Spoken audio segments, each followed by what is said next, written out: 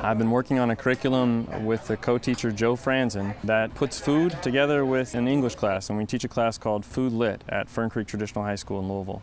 And we're very excited about that, but that is definitely something that has come from Bread Loaf. It's definitely a program that has come from classes here and come from ideas of literacy that are happening here at Bread Loaf. I see this as bigger than Bread Loaf. I see this as Bread Loaf Middlebury. I see the value of going from K through 12 through college, through graduate school, into scholarship. We tried to figure out how can we make this a core content class where we could get kids engaging with food, engaging with knowledge, engaging with literacy, and to put them in a position to be able to change the world around them.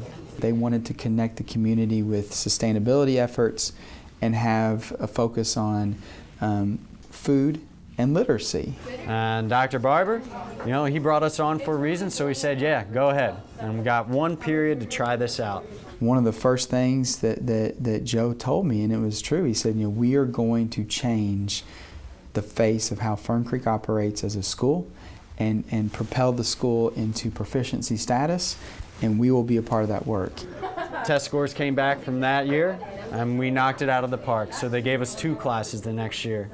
The following year, we ended up having four full year sessions of pre-AP sophomore Food Lit.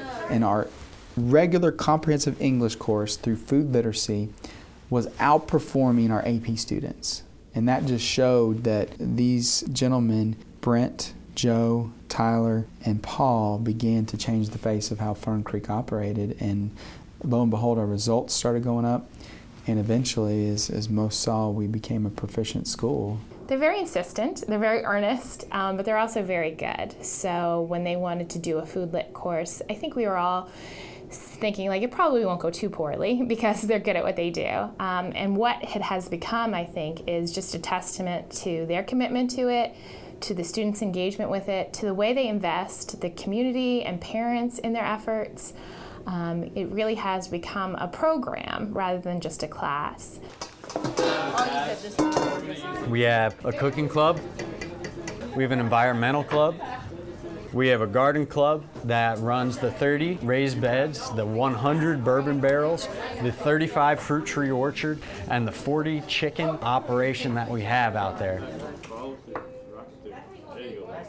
I was a student in Dixie Goswami's Emerging New Literacies class at Bread Loaf, Vermont in 2009, and that was an early catalyst for me to move me towards thinking about new ways to read and write in school. And that led me to an opportunity to come to Fern Creek High School, and Dr. Houston Barber allowed me to design a digital storytelling course. One of the nice things about teaching the digital literacy skills and digital storytelling skills is that it's interdisciplinary in nature, and that if you're telling a story, it can be about anything. It could be about any content area, science, social studies. And having a prior relationship with Mr. Peters and Mr. Franzen really opened up possibilities for to leverage the technology and the digital storytelling in ways that could complement the work in food literacy. The Vice President of the Navajo Nation was here visiting, Vice President Rexley Jim. And I had an opportunity to present out to Vice President about the work that a co-teacher and I are doing with Food Lit, our Food Lit class. And then afterwards, we met for about 5 minutes and decided to do an exchange, especially after I heard what he was doing at Fern Creek Traditional High School. And although we simply started talking about food literacy and recipes, it soon turned out to be that it's not really about food. It's about the relationships that food creates. It's that active interaction between family members, community members, and how they use food that contributes so much to the well-being of our people. And through the Bread Loaf Teacher Network, we found a way to make this workshop called the Garden of the Home God happen. And it was a food and digital literacy workshop that for 4 days on the Navajo Nation in February, and then all the participants from the Navajo Nation came to Louisville in April, and we continued the workshop in Louisville. So we had a chance to look at food-related issues in communities on the Navajo Nation and also in Louisville, and students became researchers and put their research together in these digital projects, and they were very powerful. And we had, basically our group decided to have an online identity. They called themselves the Navajo Kentuckians, and so they created a digital space so that all these lessons and all these digital products could be shared back to the community. My presentation is A New Direction for the Youth by the Navajo Kentuckians. This picture is not just of the Monmouth Valley and the Navajo Nation. It is also something we value as a Diné, as a Navajo people. It represents the Father Sky, the Mother Earth, and within those is the beauty and harmony that's within us, above us, below us, and around us. Attitude and where you come from really affects how you get along with people, because if people don't understand your differences, it creates an obstacle, and you just have to jump over it. And what happens when you do jump over it? You create the Navajo Kentuckians. Thank you. We're rich in the heritage and the language and what we have as Diné people. And we're rich in our youth, as you saw. And I'm glad that they're thinking about ways that they can be leaders to take our place and shape those policies, make those changes that need to happen. I think one of the wonderful things about the Navajo Kentuckians and their pursuit of foodways is that it is very broad. And they aren't doing this by sharing their personal stories, but by collecting the stories of others. And I think that what they're showing us is that we have a great deal that distinguishes each of us, but we have an awful lot in common. They are digitally equipped in multiple ways. They've got different kinds of literacies, all coming out of this one experience. The kinds of skills these students now have to make their voices heard in the world are diverse. And you could feel how empowered the students were. They know what they're on to. This program honors how each student learns. No two of them is the same, and no two of them expresses themselves in exactly the same way.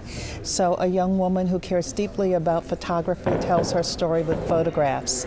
A young man who illustrates tells his story with illustrations. Two people told their stories with poems. And I think that that is one of the ways that an interdisciplinary approach to education makes it clear that we all have something to contribute, but we don't all have to do it in exactly the same way. The Breadloaf Teacher Network is a part of the Breadloaf School of English. It's a year-round professional development network facilitated by technology that includes Breadloaf teachers, their colleagues, and their students. Increasingly, it includes members of the communities where they teach. It's a program that's grounded in summer experiences at the Breadloaf campuses and continues online year-round. And the class is doing presentations for us about the projects that they've been working on. We've built this network of teachers who support each other, who help each other in their work. We do exchanges with each other, we visit each other, because we've all learned that doing our jobs in isolation is just too hard. We need a network of other people. We need to be connected to a graduate school. We need to be connected with other professionals. We need support. We need professional development. And the Breadloaf Teacher Network allows us to work closely with other teachers from other locations with other kinds of expertise over an extended period of time to support our work and help us share best practices. And it's the story that involves two elements that you will see. One of them, there's kind of two curriculum I find here. One of them is outside the classroom, when I speak to these teachers and I find out what they do. And I go back to Kenya and I'm able to connect my students with their students, my expertise with their expertise, and we have this collaborative activity going on via the Breadloaf Teacher Network. That's been amazing to me. As the digital possibilities become much more apparent and powerful, we are banking on the collective involvement of large numbers of children in improving their own education in communities. We have copies of Salt, Sugar, Fats, and this is our next text, as you know. It seems like there were not total chapter divisions. We're excited that there is a Food Lit program at Window Rock High School on the Navajo Nation, and I think that there is great potential to continue this relationship. So we're excited to see the Navajo Kentuckians flourish. Food Lit, to me, a Navajo teacher on the Navajo Nation means trying to incorporate, number one, good reading, good sources that will build knowledge, a broad knowledge base, not only for the current moment, but maybe more lasting, because some of the habits that we have at this age determine the habits and health state we'll have in our 20s and so forth. When I think of Food Lit, it means good reading, discussion of reading, being able to write about your reading, but also internalizing what you're reading. And that's a little bit harder to do. One of the things I notice about students who read nonfiction is their reading levels increase. That's because the level of reading that they do is, or the type of reading they do in there, are usually cause effect, process, classification, comparisons, contrasts, all the higher level type of thinking. We started off with studying food recipes, but we ended up studying relationships in all different areas. And they started doing research on food policy from the international level. They talk about food economy. They went through the process. They worked with the people. They interviewed them. They went through before school boards, the mayor, vice president of Navajo Nation, to advocate for healthier foods, access to healthier foods. And they've presented their findings at conferences, the National Council of Teachers of English, the National Indian Health Board Public Health Summit, and other areas. And we put together digital pieces that looked at social justice, that looked at income inequality, that looked at food deserts, that looked at obesity and diabetes. To have high school students to advocate for a healthier lifestyle in front of professionals, of doctors and professors and policymakers and political leaders. There's tremendous power there. Young people asking for change, backed up by evidence, by research, by quality writing, painting a picture of the future where we're healthier and stronger and better people. And just let me know what you all would like to do, and then let's get you started. How about that? Does that sound good? Let's get you going. Okay, so just let me know, and if you want to start with the wheelbarrows, go ahead and wheel them over there. You guys want to plant, harvest? Harvest. You guys are going to need some rubber bands too. We do a lot of work in our classroom, but also we change where the classroom is. Earlier this week, we were out in the garden. We made a to-do list, a work list, and students have claimed beds, and they have planted things earlier in the trimester, and we were out harvesting this week. We were also out planting for the spring. Arugula, we're harvesting that, and then you have to cut it off and then put a rubber band around it. Put these like in the better spot. And then what we're gonna do is take one of these bulbs here. This is the root, so that goes down. This is the shoot. That's where the plant's gonna come down. So we're gonna drop it in here. Through food studies and Food Lit, we're able to talk about engagement, but we're also able to talk about empowerment. And so what our cooking club is doing today is we're cooking appetizers for the audience today, for the play at our high school, War of the Worlds. Our young people are creating recipes that will be served before the play for the audience. Through Cooking Club, we've been able to see empowerment in students. They're taking these things on, they've done the research of the recipes. Through Navajo Kentuckians, we went to places on the map, and we went to the Navajo Nation. Navajo students came to Kentucky, and we used the Navajo Nation as a classroom and Kentucky as a classroom. But also we went to places that were not on the map, places inside of us, places of depth and connection, places in the heart.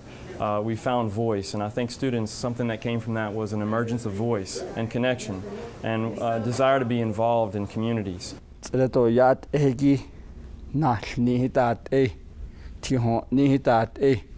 You call them chronic illnesses, diabetes, cancer, poverty, lack of resources, all this negative stuff.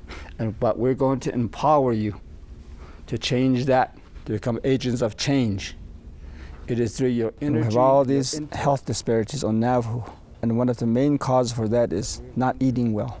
We decided to partner with COPE, Partners in Health, INCHO, REACH, and Bread Loaf in Vermont. But we also wanted young people to get involved. We want students to become food literate. We want them to understand the role that healthy, quality food has in the lives of people. And we want to make sure that if you don't have that, then what happens? And what else can be done? Just this past weekend, 16 of them came together and did a retreat and talked about all these issues. Hello, my name's Taylor Obasta. I'm a sophomore at Winter Rock High School. And my presentation's about the mindset, growth and fixed, and both their effects on eating habits. And I also realized that we could link our cultural roots with how Navajos used to eat and how they COPE stands for Community Outreach and Patient Empowerment. It's a nonprofit based in Gallup, New Mexico, and partners very closely with Navajo Nation. The work that we do focuses on two areas. One is working with community health workers, and here the program's called Navajo Community Health Representative Program. The second area that we've been working on has been around food access. Navajo Nation is classified as a food desert by the USDA, and so we felt that in order to really help families make changes, one of the pieces is to be in the homes, to provide that support and the education through the community health workers, but you still have to address some of the bigger social determinants of health. And a key one for us has been bringing greater access to healthy foods in Navajo Nation. So based on those two areas, I think our work has evolved over time, and this most recent project called Reach for Healthy Navajo Communities incorporates both of those aspects and also pulls in Navajo high school students as advocates, as change agents, and also to learn from them so that we can actually better reach the community. So we received a grant from the Center for Disease Control titled, for short, it's called the REACH grant. And so REACH stands for Racial and Ethnic Approaches to Community Health. COPE was able to develop a really awesome coalition of both local partners and national partners. And so that's the goal of REACH, to increase access to healthy foods in local Navajo stores. And then secondly, to strengthen clinic-community linkages to increase access to chronic disease prevention for young families. NCHO is going to be under the REACH grant. It stands for Navajo Community Health Outreach, and it's going to be a youth leadership program. We have CHRs out there, community health representatives educating our Navajos. You're the youth version of that. Your job is not only to educate yourselves to become healthy, but also to inform others. As young people, you have so much to offer. We're part of the Bread Loaf Teacher Network and the Bread Loaf School of English. And there we firmly believe that students, young people, are the most underused resource. We want you to change the world, your world. Yat Eshe Cassidy Morgan Yanishia, Tora Chitney Nishle, Nanastasia Tachitni Bashichin, Kiani Dashache, the Bethlejina Dashinella. Hello, my name is Cassidy Morgan, and I'm here to present to you today about how food literature affected the way I cook for my family at home. Hello, my name is Ashley Lansing. I am in Miss Bagody's Food Lit. My topic for this PowerPoint is how you can have healthy food for low cost. Hello, I'm Bronson Gould, and I'll be talking about the dollar menu and is the cheap food worth it? Hello everyone, my name is Tiffany Silas, and my presentation will be on vegetarianism. And I'm in Miss Bagody's food literacy class. What is a vegetarian? Hello everyone, I'm Elvana Yazzie, and my presentation is on butchering. Hello, my name is Jay Goodwill, and I will be presenting on grass-fed beef. I started out with writing workshops with Bread Loaf, and I wanted to develop my writing skills, and it led to many other amazing organizations like Partners in Health and COPE. We started to partner with them, and I learned how to present, so I found my way here through writing. Tai Fierce Matiba Yanishya, Tkachitni Nishle, Tkodachitni Bashichin, Ashin Dashache, Honaratni Dashanale. Hello, I'm Ty Fierce. I'm a junior at Winter Rock High and a student of Miss Bagody's food literacy. This weekend, I believe, is a stepping stone. I want to be able to further or increase the health of the Navajo Nation. We have plans already that I want to begin. This is just the retreat, and it's basically a little session where we get to know each other and see who our new family will become. I really believe that this weekend will result in some strong partnerships, but also that will connect not only the people who are passionate about it and our adults or elders, but the youth to become invested in their community and in their culture. Solution, healthier diet and healthier diet at a young age? Yeah, like smiling. Do the bad and good. Yeah, okay, then this one he's eating Draw what? an apple. An apple? Apple. And then the message is eating healthier, start awareness at a young age. Okay. To avoid diabetes. Okay. Okay, good job, good too. We list some environmental issues on the Napa Reservation, like obesity, natural resources such as uranium mining in Crown Point and Chachi, droughts. What COPE really wanted to achieve this weekend was to actually bring in high school students so that they felt like they really were part of this team and that they actually do have a voice and that they are going to be leaders within this project. The information they shared, the connections they made, and a lot of the growth work that they did in 2 days just shows me that they have learned so much about our Navajo world, and now they're walking out enlightened. They have an awareness at another level. What Rexley Jim, Vice President Jim, would say is that these students are making history.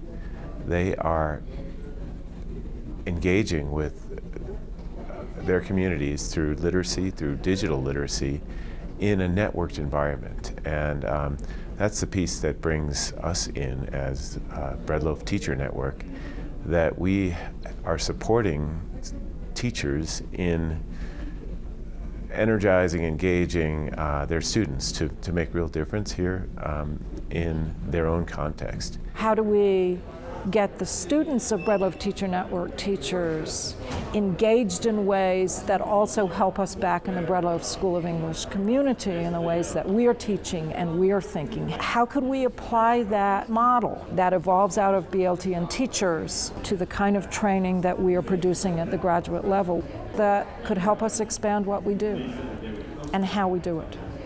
When teachers have support and they're well trained, what they can do to improve the education of students they're working with is simply enormous. We are in a position today through technology to help one another. The time for isolation, working in silos, saying this is my territory, it's done and over with. We need to accept it and move on. We need to embrace technology. We need to embrace the willingness of young people to work with others and their willingness to help others.